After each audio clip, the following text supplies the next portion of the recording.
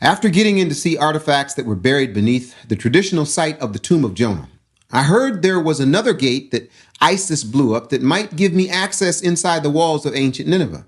You know, the place Jonah tried to run from and was swallowed by a really big fish. Now, I would need a really big favor from a new friend and a key to unlock the gate in order to get in. When ISIS blew up the Mashgi Gate in modern Mosul, they actually triggered the resurrection of ancient Nineveh.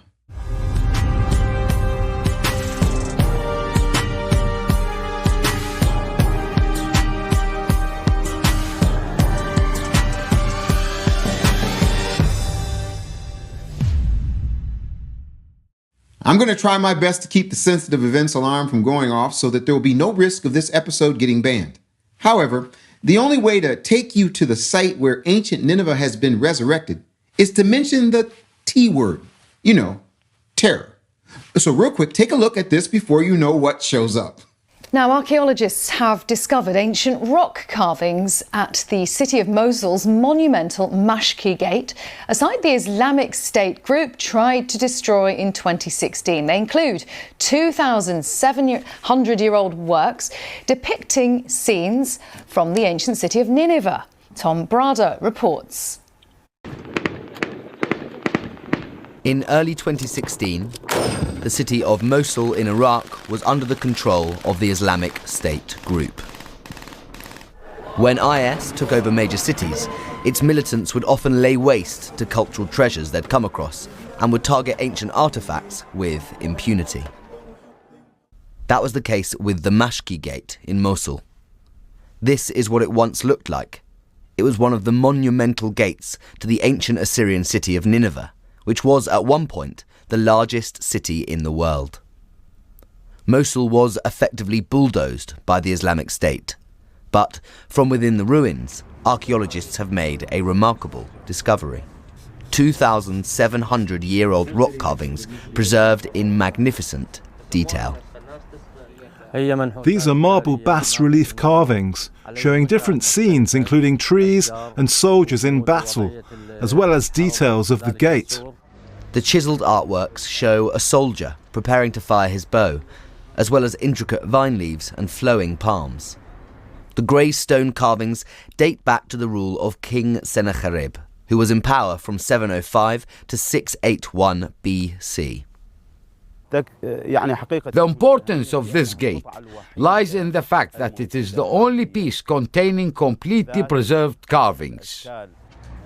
Iraq was the birthplace of some of the world's earliest cities and home to some of humanity's first examples of writing.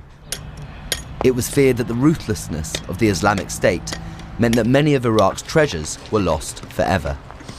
But with discoveries such as this one, there seem to be reasons still to be hopeful. Tom Brada, BBC News. My new friend in Mosul made a call to a contact who had a key, and the next thing I knew, I was on my way inside ancient Nineveh with my Bible.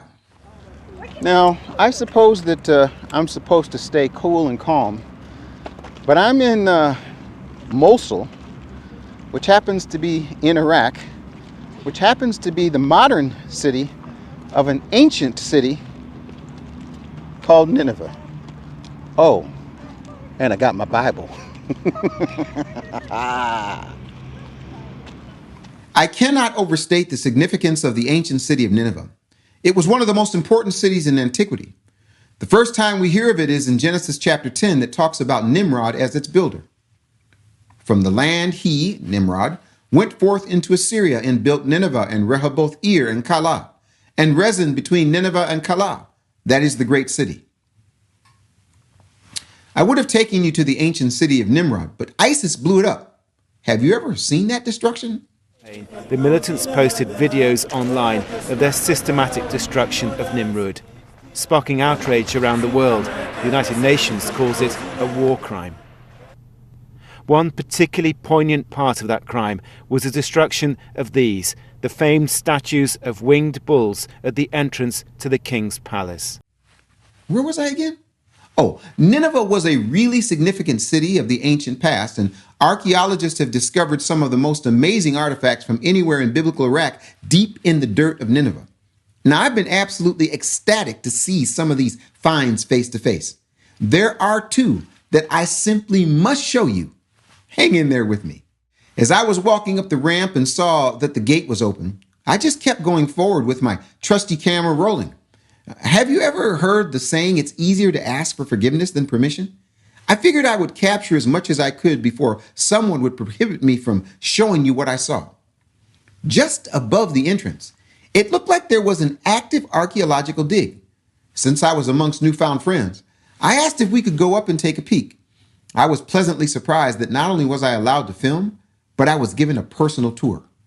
So I just kept walking while the camera was rolling.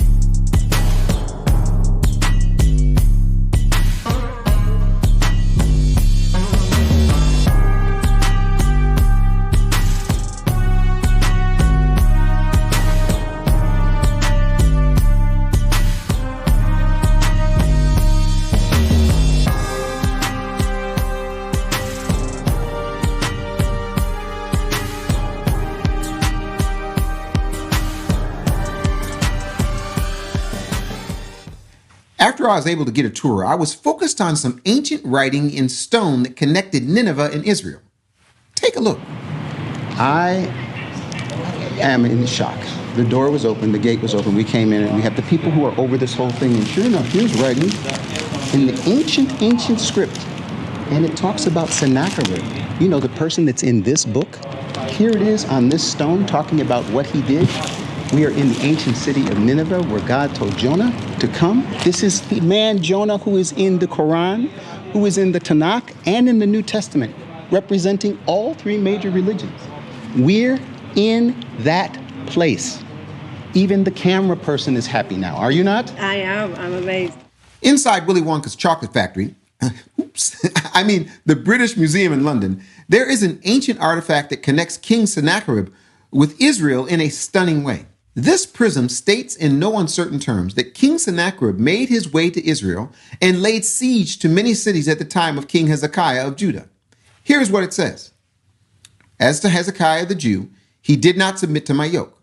I laid siege to 46 of his strong cities, walled forts, and to the countless small villages in their vicinity, and conquered them.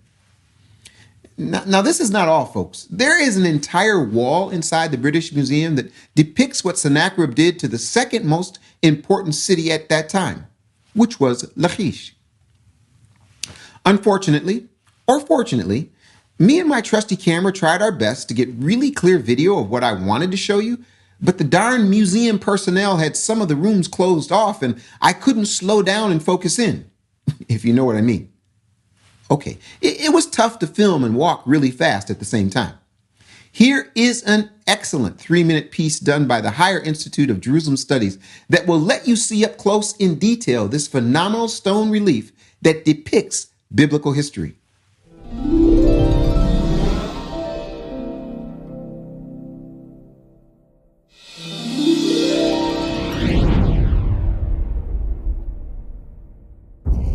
In the year 701 BCE, Sennacherib, king of Assyria, led a vast army against the kingdom of Judea. King Hezekiah, who had rebelled against the Assyrian Empire, now confronted the world's greatest war machine. The Assyrian army was powerful and extremely well organized. It was composed of a hierarchy of officers, professional soldiers, and specialized forces, cavalry, archers, infantry, and engineering corps. Upon its arrival, 46 fortified cities fell one after the other. The revolt's suppression reached its climax with the conquest of Lachish, the second most important city in the Judean kingdom. In his prophecies, the prophet Isaiah warns, "Now therefore behold, the Lord brings upon them the waters of the river, strong and many, the king of Assyria in all his glory, and it will rise over all its channels and go over all its banks. And it shall pass through Judah, it shall overflow and go over, it shall reach even to the neck. Sennacherib boasts of his successes in war, and especially of the conquest of Lachish. He orders the carving of a 12-meter-long relief depicting the city's conquest. The relief panels were displayed in Sennacherib's palace in Nineveh and were only uncovered 2,700 years later. They are currently exhibited at the British Museum in London. The relief accurately portrays the operation of the Assyrian War Machine, from the Battle of Lachish to the parade of war captives in front of Sennacherib's throne. Depicted in the panels are huge siege machines that enable the army to break into the besieged city, as well as sophisticated battering rams, deadly stone slings, skilled archers, and more. They also depict psychological war tactics employed by the Assyrians to dishearten the Jewish warriors, such as displaying captives impaled on wooden spikes, skinning of live prisoners, and other horrific forms of torture. Despite all of these, the residents of Lachish fight valiantly. They are shown throwing flaming torches, chariot wheels, and anything they could lay their hands on at the heads of the Assyrian soldiers. Their efforts are to no avail, and the residents of Lachish that survived, mainly women and children, and all the spoils of war that were plundered, were exiled and forced to march humiliated before King Sennacherib as he sat reviewing them on his throne. In the relief above Sennacherib's head, there is an Akkadian inscription explicitly referring to the conquered city of Lachish. Sennacherib, king of the universe, king of Assyria, sits on a throne, and the spoils of Lachish are paraded before him. Now that Lachish has fallen, the Assyrian army marches onward to Hezekiah's city, Jerusalem, capital of Judea. As a bonus for our BFA free members, I decided to take a trip to Lachish in Israel to try and see with my own two eyes this archaeological site that connects Nineveh and Israel. Besides, I've had just about enough of being stuck in this cozy corner studio, so let's go. By the way, the Iraq Unpacked Plus episode will give us a chance to see some of the remnants of the remaining scars from the war to remove ISIS from Mosul and the way churches were used by the terrorists. I titled this episode The Pope's Prisons. Did you know that Pope Francis visited Iraq in 2021 and opened the door for guys like me to unpack Iraq? Just you wait and see. Be sure to check the Bible Beyond Borders page at bfainternational.com to watch the bonus episode from Lachish in Israel titled, actually I have no idea what to call it because I haven't made it there yet to see if I can even get in. But be sure to check the page to see whatever I happen to come back with from Israel. Okay, my friends, I have given you 10 solid episodes of Biblical Iraq Unpacked that are available free just about everywhere we could imagine, including BFA YouTube channel, BFA Facebook page, BFAinternational.com website, BFA Flicks free app for your Apple and Android device, and at last count, 16 different podcast platforms. The 10 sensitive events episodes of Iraq Unpacked Plus are now playing exclusively inside the Academy Premium Content Library at BFAinternational.com. Whew. All right, here is my last video from Nineveh and Biblical Iraq for your viewing pleasure. So I am supposed to come here and try to be politically correct, but I don't want to be politically correct because guess what? Behind these walls, which they're trying to rebuild because ISIS decided to blow it up, but they're rebuilding it. But you know, ISIS didn't get to the things that are underground. And underground, we have so many important things. There's even an actual statement there from Sennacherib the king, you know, the one that's in the Bible. So these walls are the walls of Nineveh. Now, they are being built up. This is where they're trying to restore them. But just below are the real walls of Nineveh, you know, where Jonah came. And what did he come to do? What God told him to do. At first, he kind of delayed it, got swallowed by a really big fish, but the fish spit him out after he prayed, and then he did exactly what God said. And guess what? The people responded. You might want to consider that.